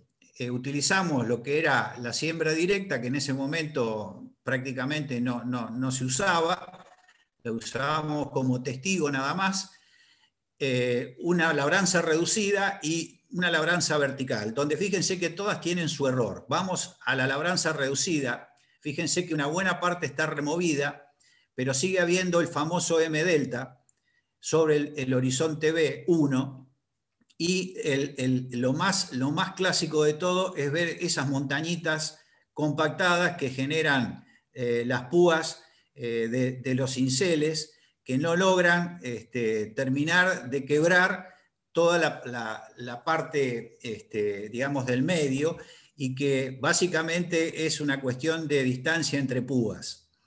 Y el mapa de raíces que ustedes ven ahí al lado es un poco el resultante de todo ese tipo de labranza. Cuanto más oscuro son los cuadritos, más abundancia de raíces, hasta llegar al color blanco, donde prácticamente no existen raíces. Y si ustedes ven, por ejemplo, estas montañitas que se ven acá, lo van a ver en la falta de raíces que tengo de esta manera. Es decir, hasta ahora, con este tipo de trabajo no hemos solucionado el tema de la compactación. Y hay más todavía. Lo que veíamos cuando evaluábamos la cantidad de raíces, o mejor dicho, el porcentaje de estados compactados dentro del horizonte A con abundancia relativa de raíces, lo que veíamos era que hasta casi un 35-40% de horizonte compactado no afectaba demasiado la abundancia. Pero en la medida que se seguía compactando el suelo, bajaba drásticamente las raíces. Y cuando relacionábamos esa abundancia de raíces con los rendimientos, lo que veíamos también es que los rendimientos, a medida que abundaban las raíces, como es lógico, había más recursos disponibles, porque digamos, iban explorando mejor suelo, teníamos mejor rendimiento. Y esto lo habíamos inclusive visto en otras parcelas que teníamos al lado, que eran bajo riego. ¿Cuánto dura el efecto de la labranza? Y esto viene un poquito de vuelta con lo que decía Fernando hace un rato. Cuando mirábamos esto y decíamos, bueno, nuestro testigo prácticamente mantuvo el estado del 60, 65, 66% de horizonte A compactado. Cuando hacíamos la labranza con cultivador de campo, al principio bajaba a un 38% hacia final de macollaje, pero después, con las lluvias de octubre, ¿qué pasaba? Volvía otra vez al estado inicial. Hay que tener en cuenta que este campo tenía muy bajo contenido de materia orgánica porque tiene una historia agrícola viejísima y a su vez muy castigado por herramientas. Y cuando hacíamos cincel pasaba exactamente lo mismo. El cincel limpiaba un poquito más de compactación, pero terminaba siendo exactamente lo mismo. Esta es la foto de lo que les quería mostrar, que en el esquema anterior acá se ve que por donde pasan las púas, se ve que hay abundancia de raíces en los sitios esos, pero después el resto del horizonte prácticamente sigue tal cual. Hay algún quebrado por donde una fisura puede pasar algún grupito de raíces, pero si yo tengo esto que está acá sin explorar, ¿qué puedo estar pensando de los nutrientes que tengo en ese lugar y no lo puedo usar? No lo voy a solucionar de esta manera. ¿Y qué pasa? Pasa que cuando yo trabajo esto y trabajo esto, se me llena de, como lo hemos visto, con el tiempo se va rellenando de material sumamente fino, de muy baja estabilidad, y por efecto de las nuevas lluvias, los nuevos excesos hídricos y las nuevas pisoteadas, desaparecen en el término de 6 meses y como mucho un año y un par de meses. Es así que entonces se nos ocurrió un día, dijimos, bueno, vamos a ver qué pasa con 2 lotes que eran muy parejos dentro de ese mismo campo y de ese campo que, como les digo, venía de muchísimos años de agricultura y muy degradado. Y arrancamos en el año 2003 sembrando una pastura que duró 4 años y el lote de al lado con agricultura permanente que ya lleva, digo que casi 60 años. En el 2008 se rompe la pastura y seguimos con la rotación que se hacía en el campo. Hoy cambió un poquito eso. La rotación era soja de primera, trigo soja de segunda y maíz. Y en una fracción le sembramos cultivo de cobertura, como antecesor de soja de primera, después el resto todo lo mismo. En el otro lote, que venía de agricultura permanente, exactamente la misma rotación. Y lo que encontramos, que es otra metodología que a mí me encanta, pero es muy trabajosa y lleva mucho tiempo y hay que ser muy prolijo para sacarlo, es la velocidad de infiltración, o mejor dicho, la conductividad hidráulica saturada. Habíamos partido con un suelo que tenía 25 milímetros hora, terminamos en el lote de pastura y cultivo de cobertura con 49, 50 milímetros y un poquito más muchas veces, y 46 milímetros el que no tenía cultivo de cobertura. El que venía de agricultura continua mejoró un poquito, se llevó 35 milímetros comparado con el principio, pero el que no tuvo nada y siguió con la rotación normal que todo el mundo hace, trigo soja, maíz soja de primera, prácticamente termina en los mismos milímetros que hacía tantos años atrás. ¿Cómo explicamos entonces semejantes cambios físico-químicos y biológicos después de pasturas comparados con los sistemas agrícolas más intensivos? Nosotros tenemos otra herramienta que la tenemos archiprobada porque ya tenemos 30 años de datos de materia orgánica joven, materia orgánica vieja, tenemos datos de nitrógeno total. Arrancamos con NAM hace unos cuantos años atrás, más de 10 años. Cruzamos el modelo de Adrián Andriulo, el modelo AMG de INTA Pergamino, para quien lo necesite. El autor de contacto está ahí abajo, que se llama Luis Milesi. Y como para poder explicar qué es lo que pasa con el carbono orgánico del suelo y ver y poder elegir secuencia de cultivo y rotaciones de acuerdo, digamos, a determinados ambientes. Entonces, en el cuadro de acá arriba les presento la simulación con todos estos rendimientos de todos estos cultivos, con un valor inicial del 2% de materia orgánica, y si yo hago cultivo de soja, prácticamente estoy perdiendo de a poquito esta cantidad de carbono. Si hago la agricultura tradicional, lo estoy manteniendo prácticamente. Si hago una agricultura intensiva, ¿qué es una agricultura intensiva? Cebada soja, trigo soja, trigo, maíz, soja de primera, o sea, varias gramíneas durante el tiempo y cultivo de soja de primera. También genera un cambio relativamente positivo. Con la agricultura tradicional más cultivo de cobertura ya se incrementa bastante. De 0,027 me voy a 0,133 toneladas. Cuando a esa agricultura le meto pasturas y hago esas pasturas con cultivo de cobertura, el ciclo agrícola después de pasturas con cultivo de cobertura se me va a 3 veces más que el anterior. Y si me fijo en la cantidad de carbono que va a fijar una pastura que en promedio produzca 15.000 kilos de materia seca en los 4 años, estoy casi en media tonelada de aporte de materia orgánica, de carbono por año. Entonces, una de las explicaciones de ese mejoramiento en las condiciones de porosidad del suelo, obviamente, como vimos, lo tiene que dar un sistema que incluya pasturas. Inclusive hemos medido en otros ensayos que teníamos de nutrición con un testigo sin fertilizar, con la agricultura con NPS y una pastura de 2 años, y seleccionamos el tamaño de los poros y nos daba que ya a partir del segundo año la pastura me estaba entregando un 45% más de porosidad.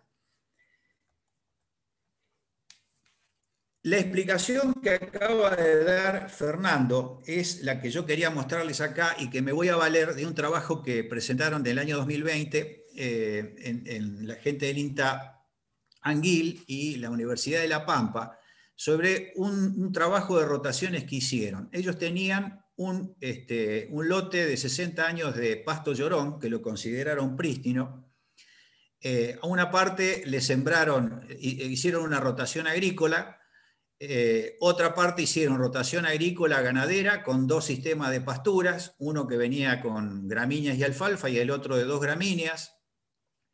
Y lo que midieron en esos primeros 30 centímetros de suelo, el aporte de biomasa de raíces que ustedes van a ver en este gráfico. Este punto que se ve acá, espero enganchar con el puntero, es el aporte en los primeros 30 centímetros de alrededor de 13.800 kilos de biomasa de raíces del pasto llorón. Las condiciones de las pasturas alfalfa con gramíneas o doble gramíneas están alrededor de las 10 toneladas. Y fíjense que la agricultura a gata llega a los 3.800 kilos. Y a medida que se va más abajo, la agricultura permanece, todo este grupo está disgregado acá, y acá en este lugar aparece ya, esto es el pasto llorón viejo, y esto es el sistema de pasturas de alfalfa con gramíneas. Entonces, encontraron que el contenido de materia orgánica se relacionaba con la biomasa de raíces y en menor medida con la de los residuos dejados en superficie, y en esto coincidimos obviamente con lo que acaba de decir Fernando. El resultado demuestra el potencial de las pasturas perennes, y más aún si se incluyen leguminosas en la recuperación física, química y biológica del suelo. Y una cosa importante que yo considero y que pude encontrar en la bibliografía es este dato: el tiempo de cultivo activo. Uno puede intensificar la agricultura, puede hacer varios dobles cultivos por año y puede decir estoy ganando materia orgánica. Es cierto, pero hay una cosa que me parece importante y me parece que es la que gana la pastura frente a todo lo demás, y es el tiempo de cultivo activo, que es el porcentaje de tiempo en una rotación cuando los cultivos están creciendo activamente. Mejoran el flujo de carbono en el suelo porque incorpora exudados de raíces, que es una fuente constante de carbono y reciclaje de nutrientes. Entonces, en la medida que yo tenga verde trabajando absolutamente todo el año, no solo voy a consumir excesos hídricos que nos están afectando y mucho, sino también generando, aparte de toda la biomasa de raíces, etcétera, etcétera, un enriquecimiento de carbono. Las praderas polifíticas, y acá hago la referencia de Jill Clapperton, que nos visitó en el año 2001, y ella nos decía que, bueno, cumplen la función de regenerar la biología del suelo. Las funciones de biodiversidad son directamente proporcionales a los procesos del carbono, nitrógeno y fósforo, y además nutrientes. Y estos ritmos determinan en qué medida nuestros sistemas son productivos y sustentables. Es decir, creo que no nos queda ninguna duda de que si empezamos a cambiar y a mirar la cosa de otra manera, podemos mejorar y crecer mucho más rápido, incluyendo pasturas. Bien, yo ahora voy a meter números. Entonces les voy a presentar un campo que está en el Trébol, que es de nuestro grupo, que es un campo que viene haciendo desde sus inicios, desde que esta gente lo tiene hace más de 70, 80 años, agricultura y ganadería. Entonces, son casi, diría, unos enamorados de la ganadería, porque tiene otros campos en el norte donde producen ternero y los traen a engordar acá. Es un campo que produce entre 800 y 900 kilos de carne por hectárea. Es básicamente alfalfa, festuca, cebadilla y un 0,3 a 0,6% del peso vivo solamente de maíz. No tiene otra cosa. Por supuesto, rollo en épocas de invierno. Tiene agua en la parcela, que eso nos trajo muchísima ventaja en la productividad, porque el animal no gasta energía para ir a tomar agua. Y a su vez, se me está terminando el tiempo, y a su vez tienen los carros con alimento de exposición, con bloqueos de sal para que no haya empacho del maíz.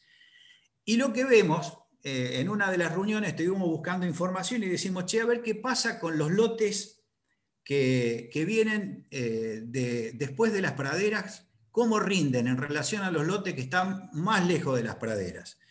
Entonces traigo a colación el primer dato de materia orgánica, en este caso carbono total, en donde de esos lotes en el año 0 salen de alrededor de un 3% de carbono. Esto estaría alrededor del 5% de materia orgánica.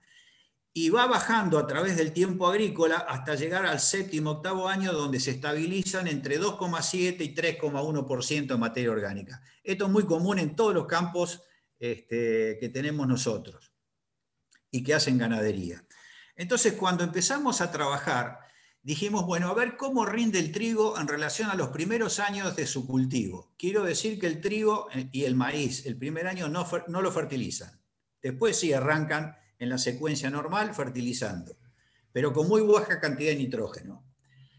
Fíjense que los valores cercanos al máximo rendimiento de los cultivos de trigo se dan alrededor de los 7, 8 años de la secuencia y a partir de ahí empiezan a decaer. Son bastante parecidos a lo que hace el efecto de la materia orgánica. Y lo mismo ocurre con el maíz.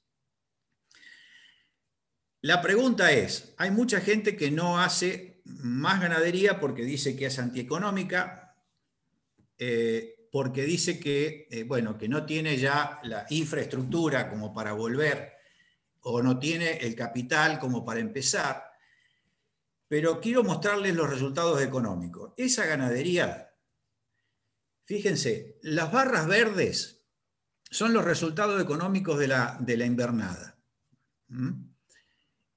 Las barras azules son el promedio ponderado de trigo, soja, maíz y soja de primera.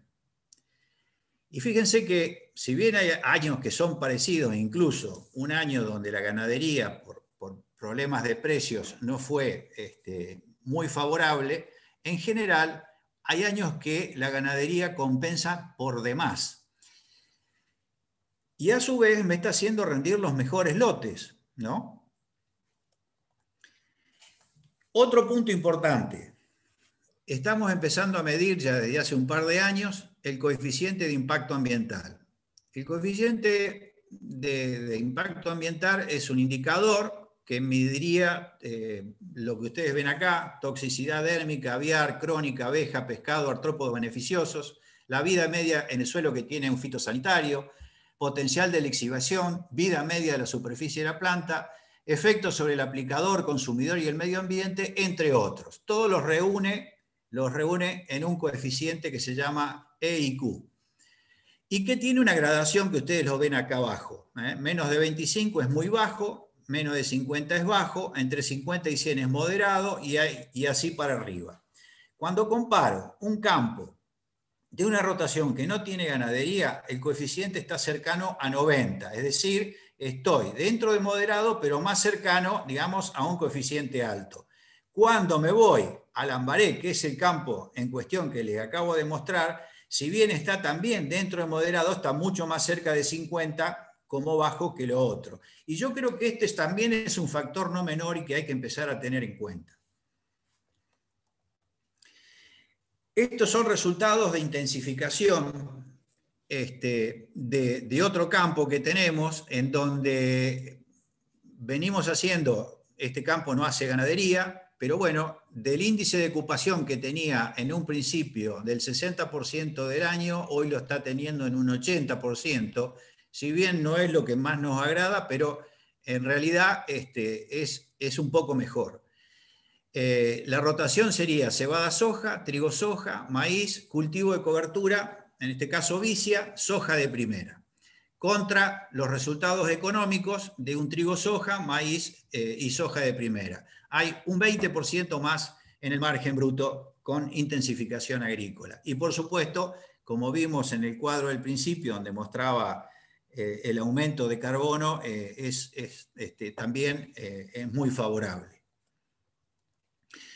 Este es un campo que tenemos en nuestras vicias comparados. Lo que van a ver, una de las cosas es que, bueno, la presencia de malezas, que acá no hay, si bien todavía no lo tenemos muy dominado el tema malezas con el tema vicia, creo que con el tiempo capaz que lo podamos mejorar.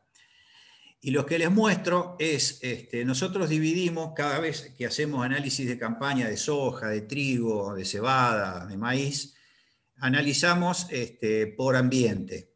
Como es muy variado el ambiente que tenemos dentro del CREA, nos valemos que cada potrero está catalogado de acuerdo al índice de aptitud de las tierras generada por el mapa de suelo de GeoINTA, que lo hicieron ahí en Rafaela. Entonces, de un total de, creo que dice 58 casos, pero tengo tapado con las fotos,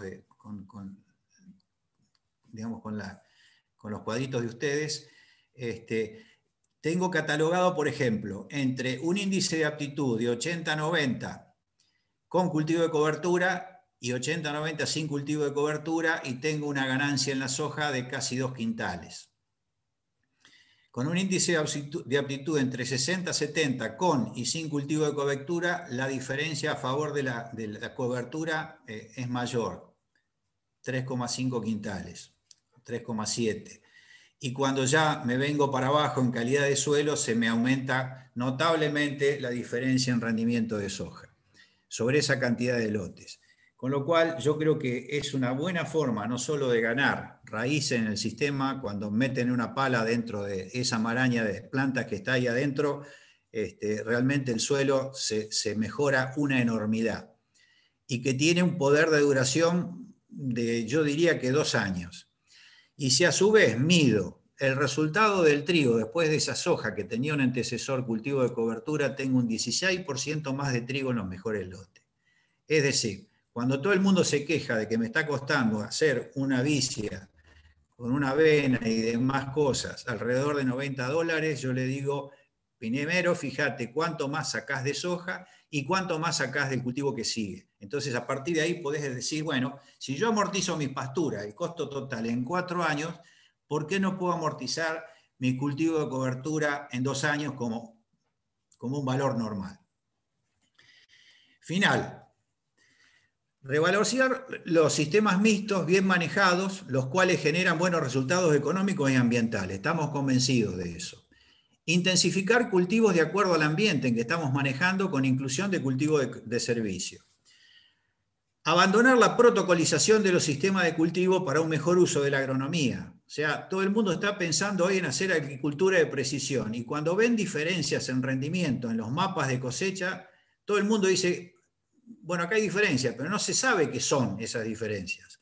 Yo creo que hay que recorrer más el campo, hay que usar más la pala. El uso del perfil cultural es una herramienta fabulosa para poder determinar y hacer un poco de arqueología de suelos.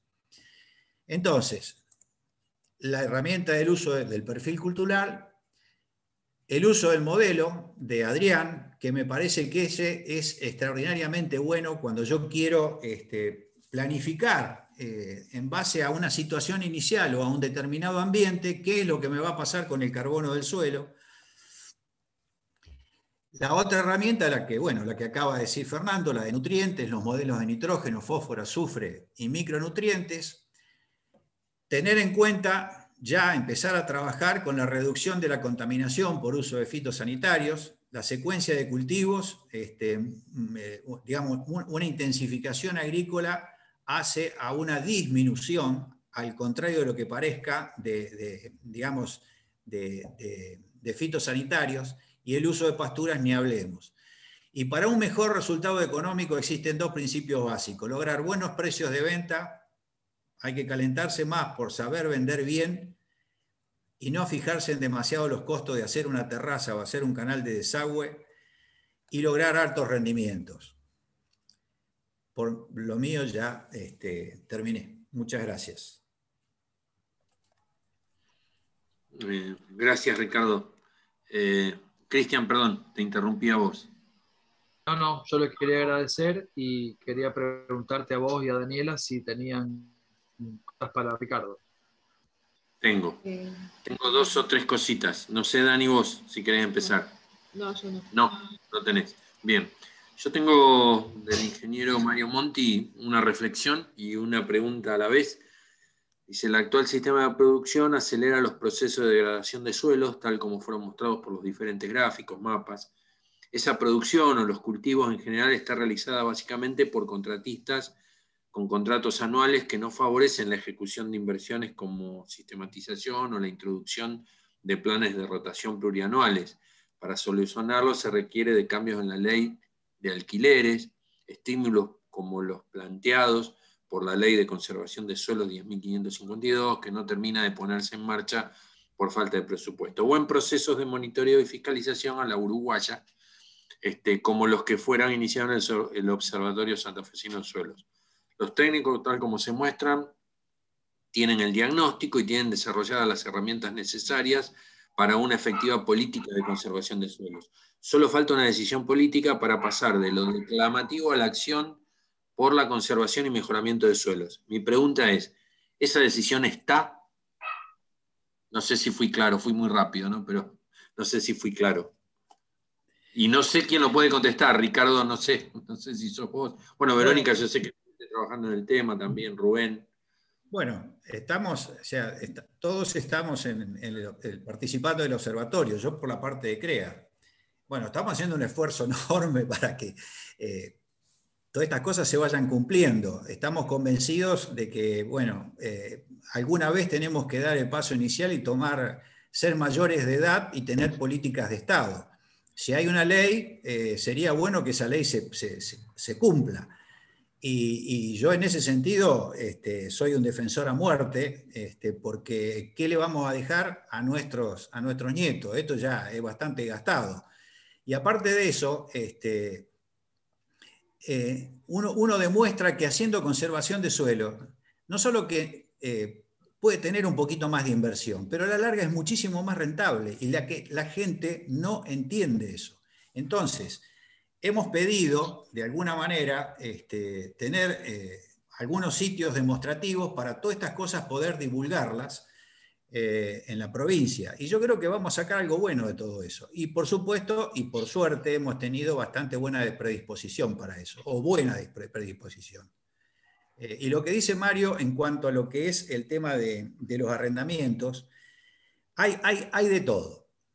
Dentro de mi grupo, por ejemplo, hay gente que arrienda campos, además de tener campo propio, arrienda.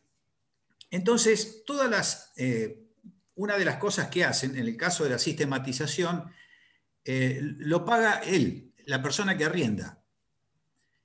El proyecto lo paga el dueño del campo, que es la menor cantidad de plata, y después la herramienta la pone el que arrienda. Con eso él se está asegurando y está convenciendo al dueño del campo de que lo que va a hacer está bien y que va a ser persistente en cuanto a lo que es una calidad de suelo que le pueda durar toda la vida.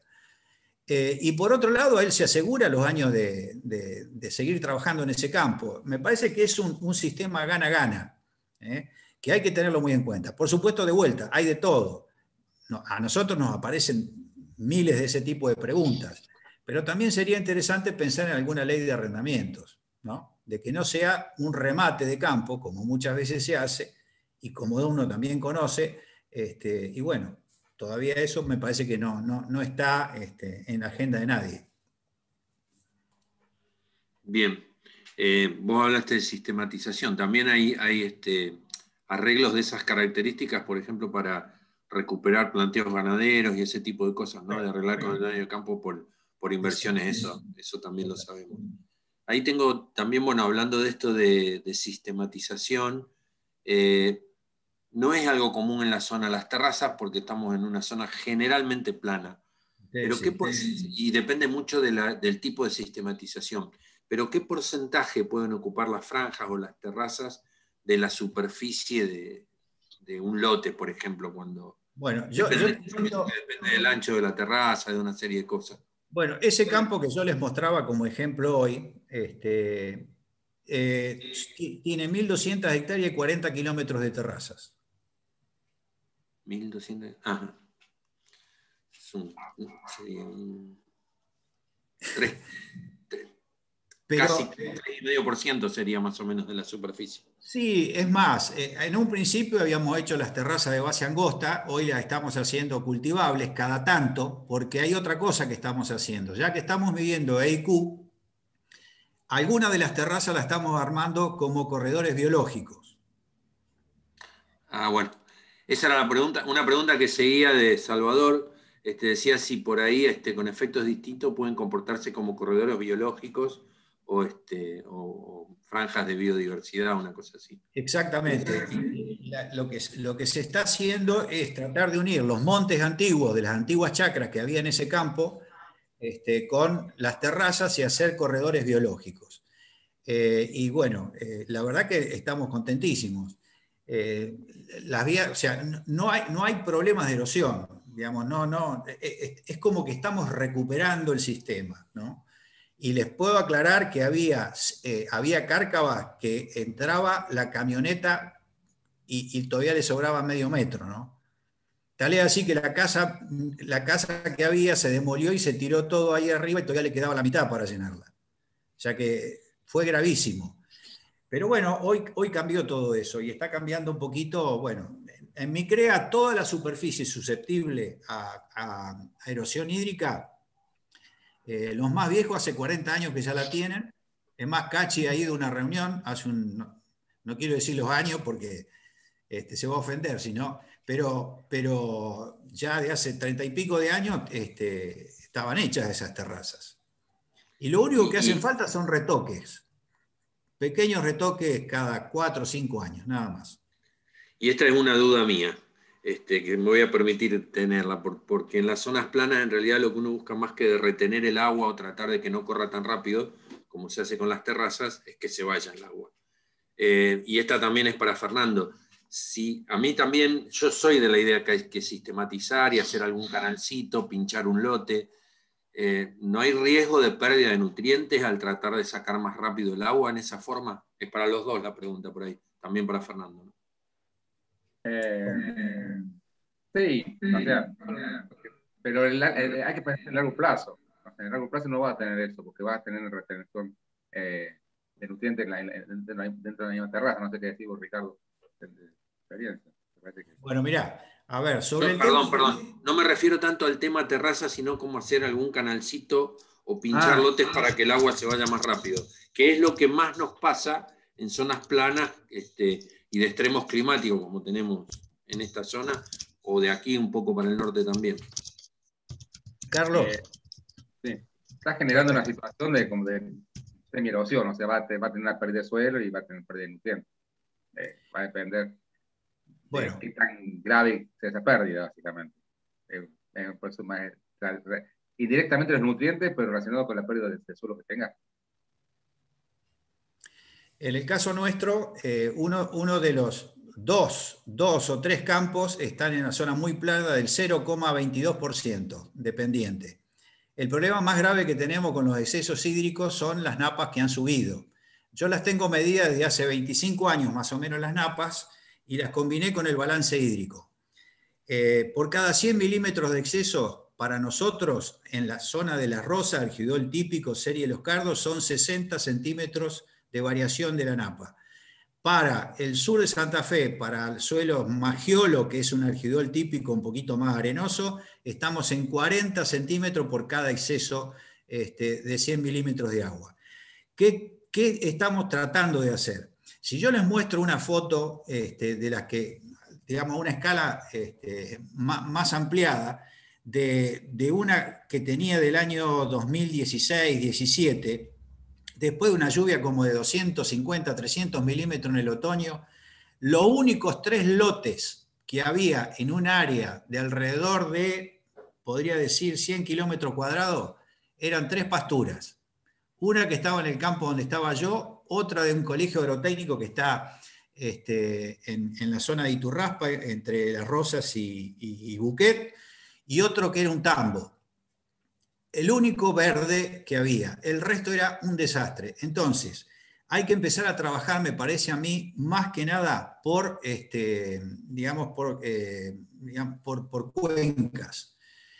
Si bien tenemos los canales naturales de desagüe, hay que ir frenando eso, la plantación de árboles, el uso de cultivos intensivos, o sea, de meter mayor cantidad de cultivos. Si me llueven 1000 milímetros y estoy sembrando un maíz que me consume 550, una soja que me consume 500 milímetros, es obvio que de alguna manera con un 300 milímetros exceso de lluvia, eso se va a convertir en un lago. Y si se juntan 20 kilómetros a la redonda, eso va a ser un torrente que se va a llevar todo por delante. Que es lo que nos ha pasado. El agua en esas situaciones planas, bien plana, llegaba a la altura del alambrado. Entonces, hay que trabajar ya con otro tipo de conciencia. Y yo creo que ahí la parte privada y la pública deberían empezar a juntarse a través de INTA, ya sabemos, porque tenemos toda la información técnica y científica disponible. Nos queda un poco la parte pública de parte del Estado que nos ayude a trabajar en estas cosas. Sí, con información también, ¿no? Porque también tenemos la experiencia de algunos comités de cuenca que trabajan con intuición y no tanto información. Tengo una más. Para Ricardo, básicamente, si notás que las generaciones más jóvenes están preocupados por mejorar los sistemas de producción, si se puede ser optimista en ese sentido, vos que trabajás con productores y probablemente sus sucesores. A ver, para que nadie se sienta dolido. Uno tuvo una formación diferente a la de hoy. Cuando empezamos a la agricultura industrializada de los años 90 y de los pools de siembra, se protocolizó todo. Entonces, hoy todo es un protocolo. Y lo que nos falta es empezar a hacer más agronomía de lote, más trabajo. Yo tenía un profe que me decía horas mate. Horas mate significa no solo recorrer el campo, sino llegar y charlar con las personas.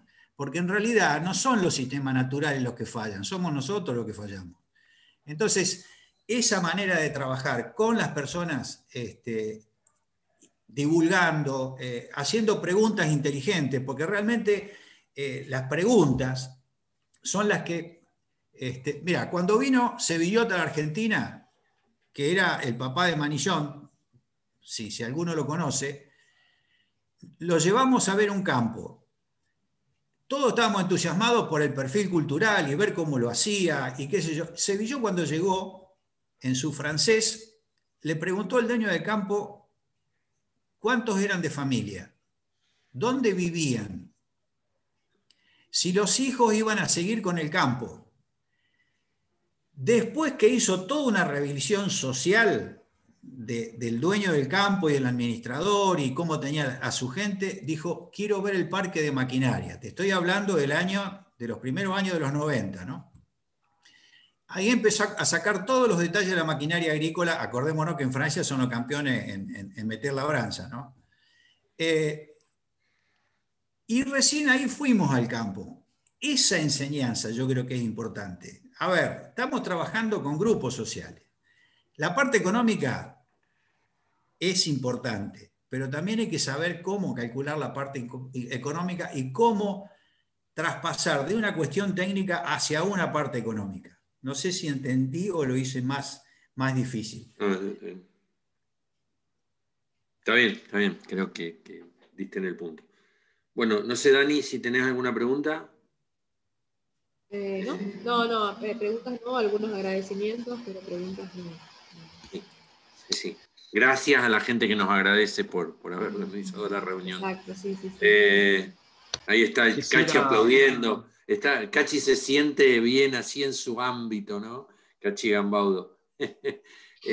No sé, bueno, Cristian. Quisiera saber si Jorge Torelli, si bien él está reemplazando a María Eugenia Carrizo, si quisiera decir algo como la voz, digamos, del Ministerio de la Producción.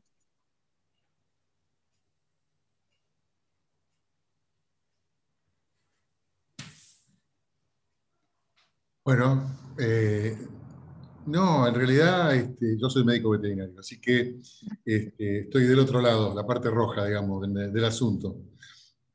Por eso defiendo a las pasturas, ¿no? Y creo que la ganadería va a ser un muy buen negocio de acá para los años que vienen, a pesar de que hoy estamos transitando momentos complicados. Básicamente no tengo mucha entidad para hablar técnicamente, por supuesto que ustedes y tanto los expositores y todos los presentes aquí son especialistas en el tema. Y bueno, no, pero sí tengo la idea y el sentido común de acompañar este tipo de iniciativas de difusión de especialidades, digamos, básicamente que apuntan a la conservación del suelo y a las medidas innovadoras.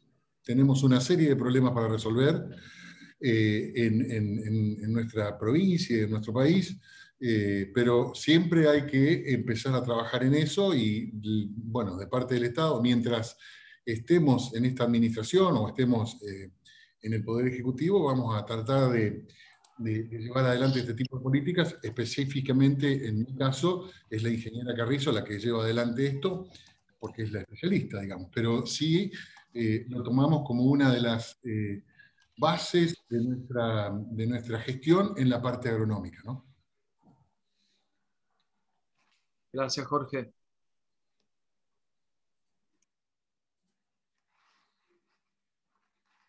¿Cerrás, Cristian? Sí, bueno, la verdad que supongo que piensa más o menos como yo.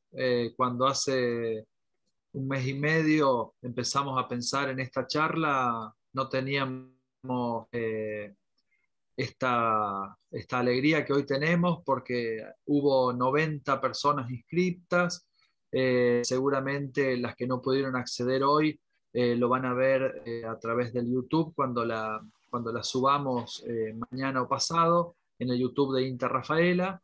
Y obviamente instar a no decaer cuando pensemos que es difícil cuidar a nuestros suelos, que a ir y que los chicos jóvenes van a ayudarnos a que nietos hereden un suelo productivo como nosotros heredamos de nuestros abuelos.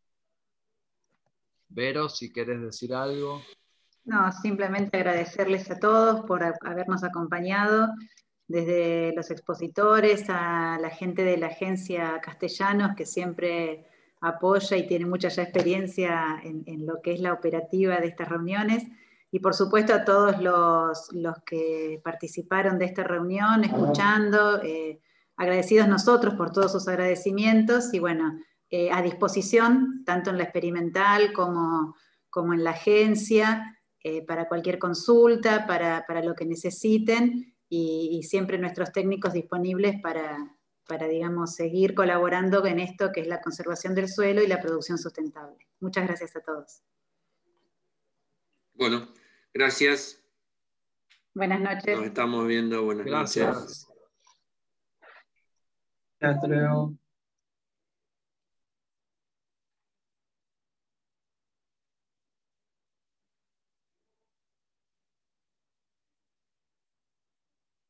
Dani, cerrás la grabación.